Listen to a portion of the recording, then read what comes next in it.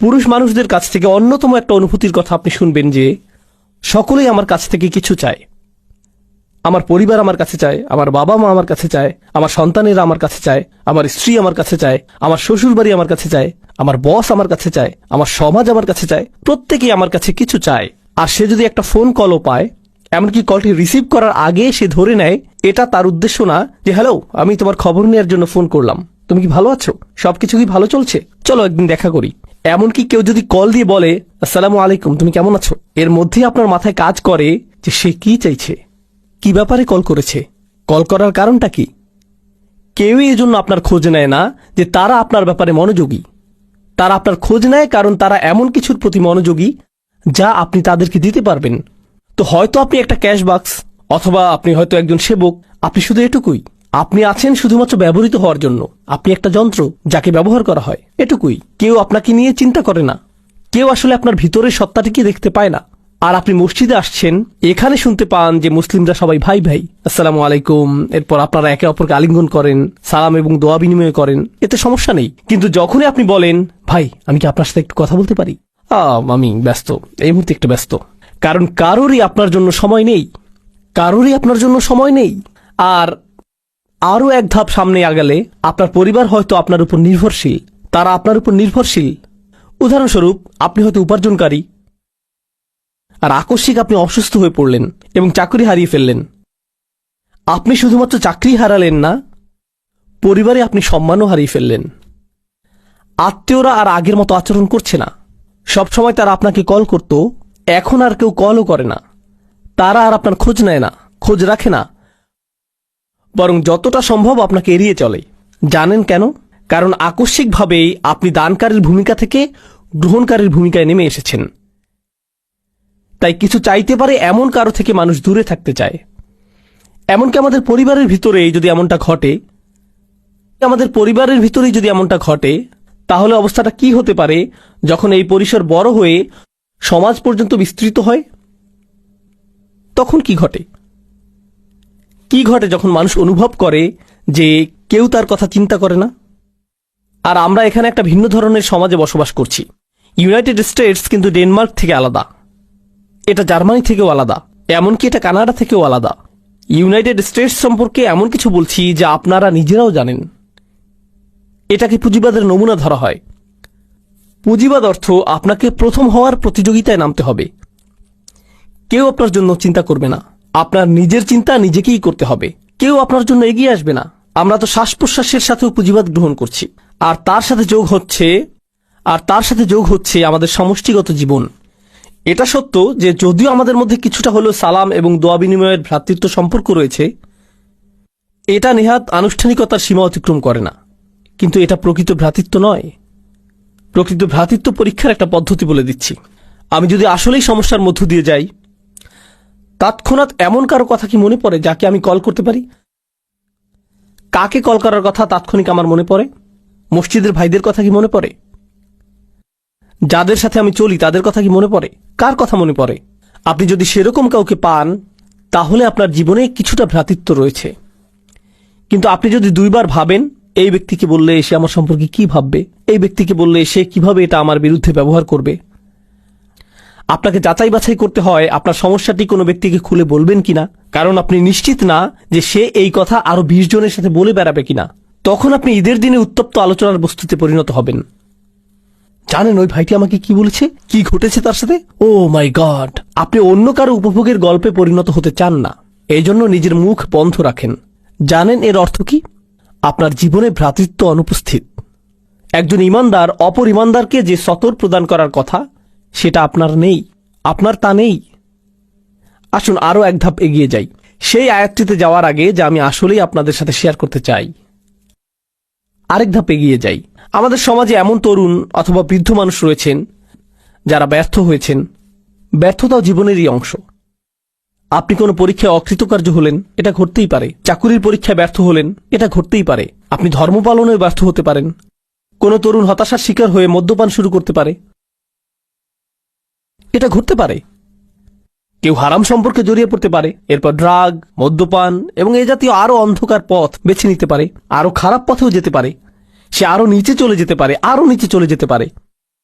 আপনি যদি আপনার শিশু সন্তানটিকে নিয়ে হাঁটেন আর শিশুটি পড়ে যায়, তখন আপনি কি করেন? আপনি তাকে তুলে নেন, তাকে মুছে দিবেন। যদি সে আঘাত পায়, সেখানে ব্যান্ডেজ লাগিয়ে দিবেন, অ্যান্টিসেপটিক লাগিয়ে দিবেন, তাকে সেরে ওঠার সুযোগ দিবেন যাতে সে সুস্থ হয়ে ওঠে। আমাদের সমাজে কি ঘটে, কি হয় যখন আমাদের পরিসরে কেউ নিচে পড়ে যায়? ও মাই গড, আস্তাগফিরুল্লাহ। এই যুগের তরুণদেরকে দেখো। জানো কি দেখলাম? আব্দুল করিম কি করেছে জানো? লা হাওলা ওয়ালা কুওয়াতা ইল্লা বিল্লাহ। আমি তাকে অমুক জায়গা থেকে বের হতে দেখলাম। ইন্না লিল্লাহি ওয়া ইন্না ইলাইহি রাজিউন। কেউ একজনের তার সাথে কথা বলা উচিত। জানেন বিষয়টা কি? সেই ব্যক্তিটি হয়তো একটি পাপ কাজ করেছে। আমি বলবো যে আপনি তার চেয়েও বড় পাপ কাজ করেছেন। সেটা যদি আল্লাহর বিরুদ্ধে করা অপরাধ হয়ে থাকে, আপনিও তো নিজের মুখ ব্যবহার করে অন্য মানুষের সামনে অপর এক ভাইয়ের মর্যাদা নষ্ট করেছেন। আর আস্তাগফিরুল্লাহ বলছেন যেন আপনি প্রকৃতই তার ভালো চাইছেন। কারণ আপনি যদি প্রকৃতই ভালো চাইতেন, প্রথমত আপনার মুখ বন্ধ থাকত, আর একমাত্র তখন এটা খুলতো যখন আপনি তার কাছে গিয়ে তাকে জড়িয়ে ধরে বলতেন, যদি কখনো প্রয়োজন হয় আপনার কথা শোনার জন্য আমি সদা প্রস্তুত, আর আমি মারা গেলেও আপনার এই গোপনীয়তা প্রকাশ করব না।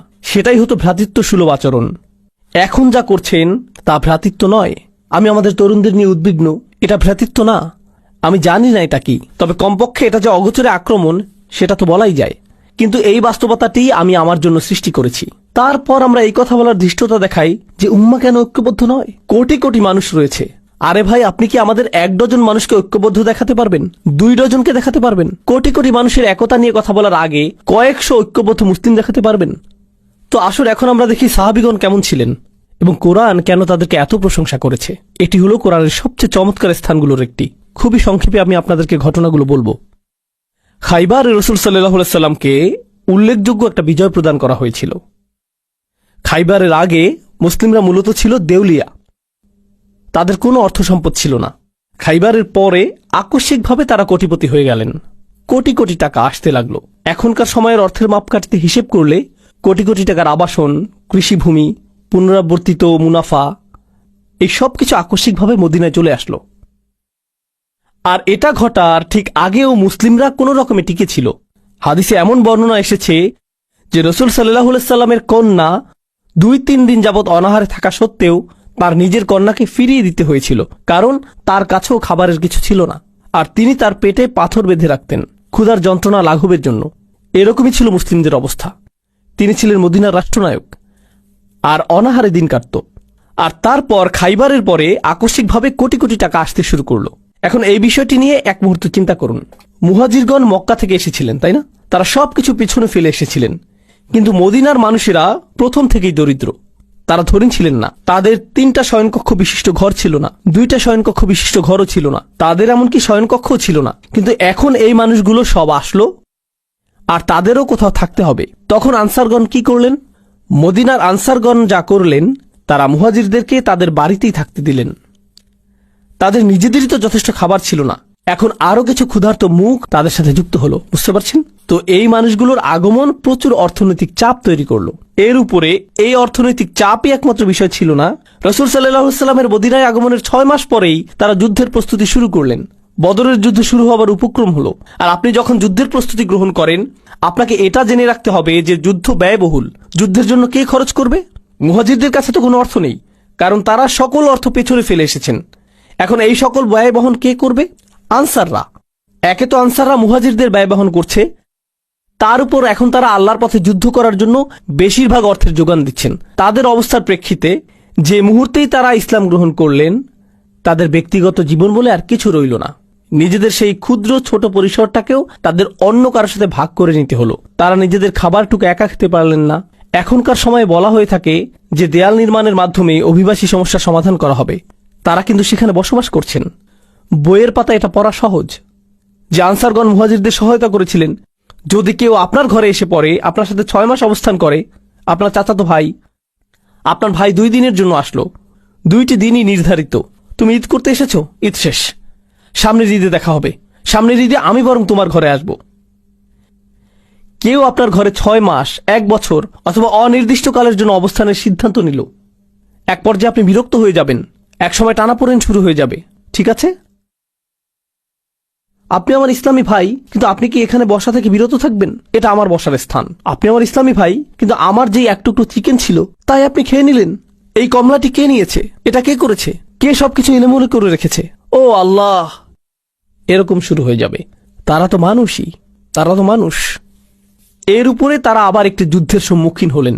আর বেশিরভাগ শহীদ বদর এবং ওহুদে, বেশিরভাগ মানুষ যারা হত্যার শিকার হয়েছিলেন তারা ছিলেন আনসার, তারা ছিলেন মদিনার অধিবাসী। তো আমরা ব্যয় করছি, আমরা গৃহের অংশ ছেড়ে দিচ্ছি, আবার আমরা হত্যারও শিকার হচ্ছি। এই সব কিছু ঘটতে থাকলো। আর তারা দিয়েই গেলেন। সবশেষে কোটি কোটি টাকা আসতে লাগলো। খাইবারের যুদ্ধের পর তারা কোটিপতি হয়ে গেলেন। আমি যদি আনসারি হতাম, আমি তা না, আমি এখানে আমার কল্পনাকে ব্যবহার করছি, যদি আমি আনসারদের একজন হতাম, আমি বলতাম কুছ তো বাপাস মিলে, কিছুটা হলেও তো ফেরত পাবো। আমি ঘোষণার জন্য অপেক্ষা করছি, কারণ আমি অর্থ ব্যয় করেছি, নিজের বাসস্থানের অংশ দান করেছি, কিছুটা তো ফেরত পাবো, যেহেতু গনিমতের এই সম্পদ আমরা লাভ করেছি। এখন আয়াতটি লক্ষ্য করুন, মা আফা আল্লাহু আলা রাসূলিহি, আল্লাহ যাই তার রাসূলের মাধ্যমে অর্জন করার সামর্থ্য প্রদান করেছেন, মিন আহলিল কুরা, অর্থাৎ সেই শহরগুলো থেকে যার অর্থ খাইবার, ফালিল্লাহ, তা আল্লাহর মালিকানাধীন। প্রথমত একটা অংশ হচ্ছে আল্লাহর উদ্দেশ্যে। এটা দিয়ে কি বুঝায় তা এখন বলবো না, অন্য এক সময় বলবো। ওকে, ঠিক আছে, আল্লাহর জন্য, আমি বুঝতে পেরেছি। এরপর অলির রসুল, পরের অংশটি যাচ্ছে রসুল সাল্লাল্লাহু আলাইহি ওয়াসাল্লামের উদ্দেশ্যে, রসুল এবং তার পরিবার। ওকে, ঠিক আছে, এটা বেশ ভালো। ওয়াজিল কুরবা, নিকট আত্মীয়দের জন্য। ওয়াল ইয়াতামা, ইয়াতিমদের জন্য। আমি একজন আনসারি হয়ে তাকিয়ে আছি, ঠিক আছে, এতিমরা পাবে, আমি হয়তো এর পরে পাবো। ওয়াল মাসাকিন, গরিব মানুষেরা। ওকে, ঠিক আছে, গরিব মানুষদের পালা শেষ। এখন কি আমার প্রসঙ্গ আসবে? ওয়াবনিস সাবিল, যে মানুষেরা ভ্রমণরত, তাদের সাহায্য প্রয়োজন, কিছু অর্থ তাদের কাছেও যাবে। ঠিক আছে, তারপর এই আয়াতটির শেষে আল্লাহ বলছেন, মা আতাকুমুর রাসূলু ফাখুযুহু, আল্লাহ রসুল তোমাদের জন্য যা নীতি নির্ধারণ করেন তা গ্রহণ করো। ওমা নাহাকুম আনহু ফান্তাহু, আর তিনি যা নিষেধ করেন তা থেকে বিরত থাকো। ঠিক আছে, এখন পরবর্তী আয়াত, পরবর্তী গ্রহীতার কথা আসছে। লিল ফুকারা ইল মুহাজিরিন আল্লাযীনা উখরিজু মিন দিয়ারিহিম ওয়া আমওয়ালিহিম ইয়াবতাগুনা ফাদলাম মিনাল্লাহি ওয়া রিদওয়ানা, কপরদকহীন মুহাজিরগণ, যাদেরকে তাদের গৃহ এবং সম্পত্তি থেকে উৎখাত করা হয়েছে, যারা আল্লাহর অনুগ্রহের অন্বেষণ করে এবং তার সন্তুষ্টি কামনা করে, তারাই পরবর্তী গ্রহীতা।